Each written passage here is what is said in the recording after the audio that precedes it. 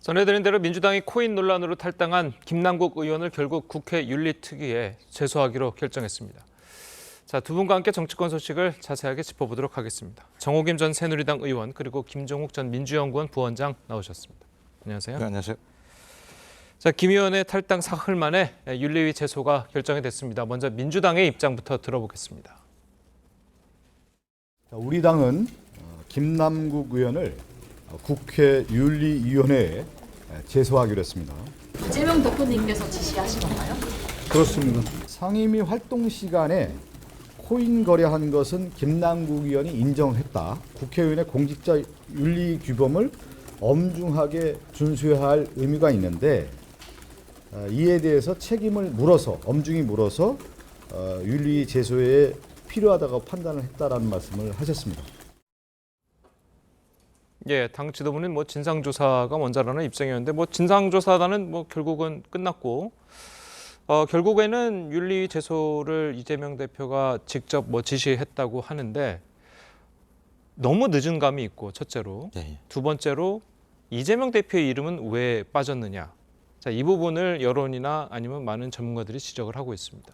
예를 들어 제소를 하려면은 국회의원 20명 정도가 이제 요구를 해야 되는 상황인데요. 예. 관례적으로 당대표랑 원내대표 실제로 이제 제소를 요청하는 의원들도 이름 올리기 싫어할 거예요, 상식적으로. 자기 당이든 아니면 같은 국회의원들에 대해서 처벌을 해달라고 하는 부분들을 윤리에 제기하는 거기 때문에 그래서 관례적으로 당대표, 원내대표는 이름을 올리지 않았다라고 얘기를 하고 있고요. 예. 그런 측면에서 이런 얘기들이 있는 것 같고 말씀하신 것처럼 항상 정당이 국민적 요구들을 바로바로 반영하지 못하는 타이밍을 놓치는 부분들은 지금까지 계속 반복적으로 벌었던 측면들이 분명히 있는 것 같습니다. 또 민주당도 계속 이런 일들이 많았던 측면들이 분명히 있기 때문에 이 부분은 반성할 부분은 분명히 있습니다만 예. 저는 그럼에도 불구하고 민주당에서 아직까지 이 김남국 의원에 대해서 그러니까 도덕적 또는 국회의원의 윤리 규범적 측면에서의 문제점들은 발견을 했죠. 왜냐하면 상임위에서 거래를 했다는 부분과 관련해서 그것이 상임위 현장이건 아니면 휴게소이건 화장실이건 상관없이 저희 국회의원의 어떤 윤리 규범에 어긋나는 행동을 했기 때문에 거기에 대해서 징계를 하는 것은 타당합니다만 위법 여부에 대해서 아직 확인이 안 된 측면이 분명히 있습니다. 그래서 여기에 대해서 어떻게 이해할 수 없는 얘기를 어떻게 해야 될지 확인이 안 된 상황이 하나 있고요. 그럼에도 불구하고 국민적 분노가 너무 높기 때문에 그 국민적 분노에 맞게 민주당이 어떤 역할을 할 것인가라는 측면에서 윤리 제소밖에 없다. 그다음에 지금 이미 검찰이 기본적으로 압수수색을 진행해 강제 수사를 하고 있기 때문에 예. 검찰보다 민주당이 더 나은 수사를 할 수 있는 가능성이 제가 볼 때는 별로 없습니다. 그래서 소위 국회의원 차원에서는 윤리위를 통해서 징계를 하는 것이고 사법적인 문제는 검찰의 수사를 통해서 법원이 판단하는 방법으로 가야 될 거라는 것 하나. 마지막으로는 당의 내용이 너무 깊어지고 있는 측면들이 분명히 있어요. 그래서 예. 이 문제를 윤리위의 제소로서 일단 일단락을 짓고 후쿠시마 오염수 문제를 비롯해서 그다음에 대통령의 거부권 행사 좀 새로운 점 예를 들면 현안 문제로 넘어가야 된다라고 하는 판단 이런 종합적인 판단 속에서 결정을 내렸다고 생각을 합니다. 예, 종합적인 판단이 있었고 그리고 이제 당대표 이름을 뺀 거는 관례적이다라는 말씀을 주셨는데 그래도 너무 늦었고 그래도 이재명 대표가 김남국 의원을 감싸는 듯한 모습을 보였다는 게 일반적인 시각이거든요. 어떻게 보십니까? 그럼에도 불구하고 뒤늦게 이제 제소를 결정했다라는 거는 민주당에서도 지금 여론이 심상치 않다라고 생각하기 때문이라고 보여지고요. 예. 애초에 그 의총이 있었을 때 윤리위 제소에 대해서 굉장히 많은 의원들이 주장을 했다라는 거예요. 그래서 박용진 의원의 그 증언에 따르자면 사실 결의문 제일 초안에 그러니까 먼저 앞부분에 윤리위 제소가 올라갈 줄 알았다는 겁니다. 근데 이 부분이 싹 빠졌는데 제가 들은 바에 따르면은 당시에 이제 의총이 끝나고 결의문을 최종적으로 다듬은 주체가 이재명 당대표와 박광온 원내대표였다라는 거예요. 그런데 이게 윤리위 제소 부분이 빠지니까 원내대표가 뺐을 리는 없고 그렇다면 당대표가 뺀 거 아니냐 해가지고 굉장히 볼멘 소리가 터져 나오는 상황이었습니다. 그런데다가 소위 친명계 의원이라고 하는 예를 든다면 양이원영 의원 같은 사람 우리 당은 도덕주의가 너무 강하다. 또 지금 박성준 대변인 같은 경우에 우리가 맨날 도덕을 따지다가 결국은 당하는 게 아니냐 이런 식의 얘기를 하다가 결국은 윤리위 제소를 받아들였다는 것은 뒤늦게나마 지금 사태가 심상치 않게 돌아간다라는 것을 느꼈다라는 것이죠. 그리고 이제 당내에서도 이재명 대표에 대한 불만이 심상치 않다 보니까 윤리위 제소는 결국 당대표의 지시에 의해서 이루어진 것이다라는 부분을 재차 강조하지 않습니까? 그런데 이게 우리나라 정당의 문제인데 최고위가 있잖아요. 그럼 최고위에서 의사를 받아들여 갖고 결정을 하는 것이 아니라 당 대표가 지시했다라는 부분을 강조하는 게 이게 한국 정당의 현 주소라는 점을 다시 한번 상기시키는 대목이고요. 예. 그리고 윤리위에 제소하더라도 최장 80일간의 시간은 끌 수 있다. 뭐 끌 수 있다라는 표현이 좀 모하긴 합니다만은 그런 전략적인 고려가 반영된 것이다라고 보여져요. 알겠습니다. 자, 그리고 이제 민주당 내에서는 김남국 의원의 코인 사태가 제2의 조국 사태로 번질 수 있다는 우려도 나왔습니다. 당내에서 나온 이야기들을 들어보겠습니다. 실제로 총선에 미치는 영향은 굉장히 많을 것이고요. 국민적인 어떤 정서, 평균적인 정서를 건드렸다는 측면, 이런 측면에서는 비슷한 점이 있는 거 아니에요? 조국 사태하고 약간 양상은 비슷한데 밝혀진 사실만 놓고 보더라도 그 국회의원이 지금 한 2, 3년 사이에 가상화폐, 가상자산, 코인 투자를 통해서 10억 가까이 재산을 늘렸다는 거. 이거 자체가 국회의원의 직무에 맞질 않아요. 전 더 안 좋다고 봐요. 자, 김종민 의원은 조국 사태 당시보다 더 안 좋다고 본다라고 말씀을 주셨습니다. 직접 느끼시기에는 당내 분위기는 어떻습니까? 일단 뭐 매우 심각한 상황인 건 사실인 거죠. 예. 말씀하셨던 것처럼 소위 김남국 의원의 사태와 관련해서 특히 20, 30대 같은 경우 공정성의 문제나 상식의 문제와 관련해서 분노하고 있는 건 사실이기 때문에 초기에 이런 문제들을 감지하고 민주당이 좀 민심과 여론을 제대로 반영할 수 있는 자세와 태도를 가졌는가 이런 부분들은 좀 매우 중요하게 비판적으로 돌아올 대목은 있다고 생각이 드는데요. 예. 또 한 측면에서는 저는 김종민 의원과 같은 분들이 반복적으로 당의 내용이 발생할 때마다 무슨 조국 프레임을 들고 나오는 건 좀 문제가 있다는 생각이 들어요.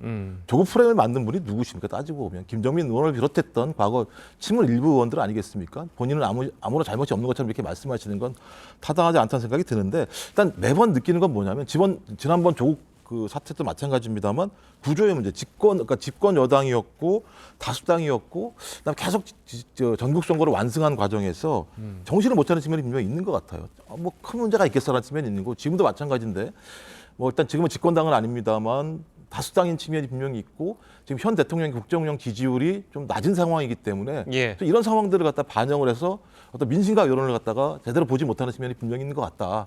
그래서 저는 조국 프레임 이런 얘기를 떠나서 민주당이 민심과 여론이 민주당에게 분노할 때 어떤 자세와 태도로 임했는가에 대해서 자성하는 필요는 분명히 있다. 하지만 이 문제를 다시 조국 프레임으로 돌리는 건 오히려 당 내부의 어떤 분란과 분쟁, 갈등을 유발하려고 하는 요소도 분명히 있다는 생각이 들기 때문에 지금의 핵심은요. 조국 프레임이 중요한 게 아니라 왜 민주당은 이런 문제가 발생할 때마다 초기에 민심과 여론에 제대로 반응하지 못하는가. 어떤 예를 들어 민도에 대한 반응성이 낮은가.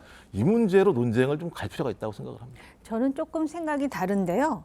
이 김종민 의원이 그 조국 문제를 제기한 것은 저는 일리가 있다고 보여집니다. 왜냐하면은 당시에 그 조국 사태라는 것이 자녀들의 대학 입시와 연결되는 부분이었거든요.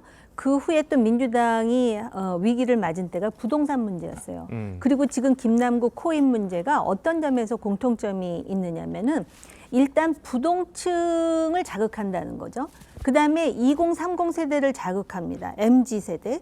그리고 중도층. 그리고 지금 이 문제 때문에 호남에서의 여론이 상당히 악화되어 있다라고 제가 듣고 있습니다. 그렇게 볼 때 분명히 민주당으로서는 조국, 부동산, 그다음에 김남국으로 이어지는 이 연결고리 속에서 위기의식을 가질 수밖에 없다라고 생각이 들고요. 그리고 당장 내년에 총선인데 총선에서 가장 중요한 거는 누가 중도층을 선점하느냐 아니겠습니까? 그렇죠. 그런데 중도층을 선점해야 되는 상황에서 이 코인 문제가 의외로 지금 타격이 굉장히 깊어요. 깊은 상황에서 또 김남국 의원의 처리 문제에 대해서 상당히 그 초동 대응이 늦지 않았습니까? 그렇기 때문에 지금 그 민주당 내에서 특히 수도권을 중심으로 해가지고 총선에 출마하고자 하는 많은 정치인들은 위기 의식을 안 가질 수가 없는 상황입니다. 알겠습니다. 자, 이런 가운데 여야는 국회 윤리특위에서 이 김남국 의원의 징계안 심사 절차를 놓고 공방을 벌였습니다. 직접 들어보시겠습니다. 여야 간사 간 협의로 자문위를 생략하고 바로 본회의에 김남국 의원의 제명안을 올릴 것을 제안드립니다. 윤리위는 국회법에 따라서 진행이 되고 결정이 돼야 된다고 생각합니다. 단죄해서 마녀사탕같이 하는 것은 적절하지 않다고 생각합니다. 시급하다고 해서 절차를 띄어놓을 수는 없습니다.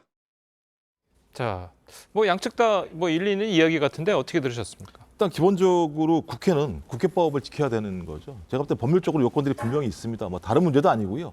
헌법기관인 국회의원에 대해서 어떻게 징계할 것인가.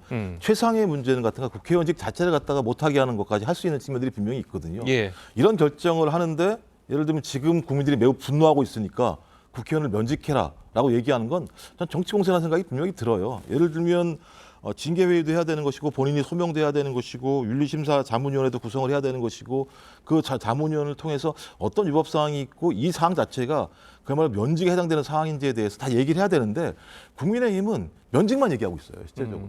이건 참 타당하지 않아요. 이건 오히려 국회법과 헌법에 대해서 소위 핵심적인 내용들을 다 제대로 반영하지 못하면서 자당이 어떤 야당을 공격하는 수단으로 사용하는 측면들이 분명히 있다. 말씀하신 것처럼 이것 때문에 징계를 미루고 징계를 낮추거나 아니면 기간을 늘린다고 얘기한다면 저는 국민이 판단할 거라 생각이 들거든요. 저는 지금은 적법한 절차에 따라서 국민들이 충분히 인정할 만큼의 어떤 결과들을 내오는 방식으로 가야 되는 것이지 뭐 예를 들면 빨리 시작을 해서 빨리 징계를 해야 된다. 그리고 징계의 내용을 면직해야 된다. 이렇게 하는 건 저는 일종의 여당의 야당에 대한 공세 프레임이라고 생각을 합니다. 알겠습니다. 자, 그리고 이제 국민의힘에서는 김남국 의원을 윤리위를 통해서 제명해야 된다. 자, 이렇게 이야기를 하고 있는데요. 국회법을 보면 이 국회의원을 제명시키는 게 쉽지가 않잖아요. 이게 가능하다고 보십니까? 제명된 국회의원이 없는 것으로 알고 있어요. 그리고 예. 지금도 올라간 케이스가 50개 정도의 케이스가 있는데 과연 그럼 김남국 의원에 대한 절차는 언제부터 실시할 것인지 그런 여러 가지 논란이 있는 상황에서 사실 국민의힘이 이렇게 제명을 주장하면은 가장 곤란한 입장에 처할 수밖에 없는 당은 민주당입니다. 예. 왜냐하면은 지금 그 검찰 수사를 통해서 과연 어떤 그 매입에 있어서 소위 그 자금 출처는 무엇이었으며 그다음에 비공개 정보를 사용했는지 여부라든지 또는 뭐 뇌물 수수의 여부라든지 또는 그 과정에서 소위 자신의 코인 활동에 유리한 입법에 직접 연루되었는지의 여부를 이제 그 확인해야 되고 또 김 교수님 말씀 맞다나 진상 조사를 통해서 더 알아볼 문제가 있는 것은 맞는데요. 지금 김남국 의원은 이미 탈당을 해서 더 이상 민주당 의원이 아니잖아요. 그런데 김남국 의원과 관련한 모든 문제가 나올 때 그것에 대한 타격과 후폭풍은 오롯이 지금 민주당이 맞는 구도로 되어 있단 말이죠. 이런 상황에서 뭔가 민주당이 징계는 아니더라 하더라도 제명은 아니더라 하더라도 진상조사라든지 이런 문제에 있어서 적극성을 보이지 않으면 김남국 의원이 받는 그 이상으로 지금 타격을 받는 구도로 돼 있거든요. 그렇기 때문에 전략적으로 민주당도 이 부분에 대해서 단지 지금 아무것도 나오지 않는 상황에서 소위 그 상임위 활동 중에 소위 그 코인 거래를 했다는 이유로 제명당할 문제냐라고 얘기하는데요. 그것도 그래요. 그 부분과 관련해서 또 거짓말도 했습니다. 사실은 수십 원 정도밖에 안 했어요. 그랬는데 뭐 수천만 원 지금 거래했다라는 게 나왔을 뿐만 아니라 국회의원이 자신의 의정 활동 중에 이런 경제 활동을 했다라는 것에 대한 윤리적 책임이 과연 가벼운가? 이 문제에 대해서도 가볍지 않다라고 생각하는 이 국회의 정서가 상당히 문제가 있는 거거든요.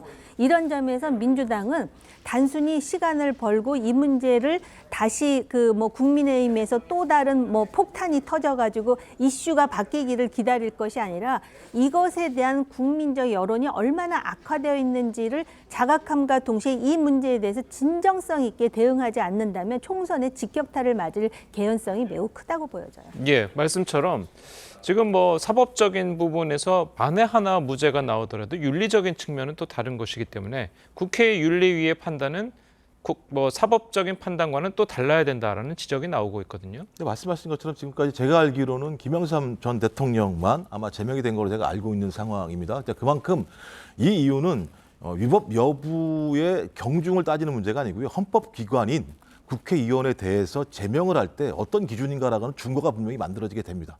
그러니까 지금 상황과 관련해서 위법 여부에 대해서 확인이 안 된 상황이고, 그러니까 말씀하신 국회의원 윤리규범에 어긋나는 행위를 한 부분에 대해서 만약 이런 기준의 잣대를 된다고 얘기했을 때 그 기준 자체가 하나의 하여튼 앞으로의 준거틀이 될 수 있지 않겠습니까? 근데 그 준거틀도 마찬가지입니다만 매우 빠르게 진행됐을 때 많은 국민들이 거기에 대한 공감대를 가질 수 있을 것인가. 저는 그러니까 적법한 절차와 거기서 발생하게 되는 어떤 대국민 설명에 대한 적합성들이 존재하지 않았을 때에는 소위 이런 윤리의 제소마저도 정쟁화의 수단으로 활용될 수 있는 측면들이 분명히 있기 때문에 예. 그 부분과 관련해서 조심스럽게 접근해야 된다는 말씀을 드리는 것이고, 뭐 최장 80일 이런 얘기를 합니다만 내부에서 이 부분과 관련해서 좀 더 속도감 있게 진행을 해야 됩니다만 핵심적인 내용은 만약에 나중에 위법이라는 상황 자체가 발견이 안 됐을 때 위법이 아님에도 불구하고 국회의원을 제명하는 관례가 있는 것이 맞는가에 대한 또 다른 중대한 또 토론들이 벌어져야 되는 측면이 분명히 있습니다.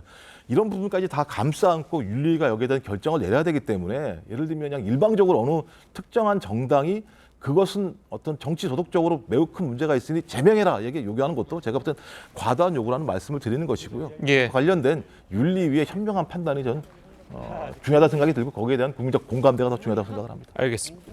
자, 오늘 두 분 말씀은 여기까지 듣겠습니다. 잘 들었습니다. 고맙습니다.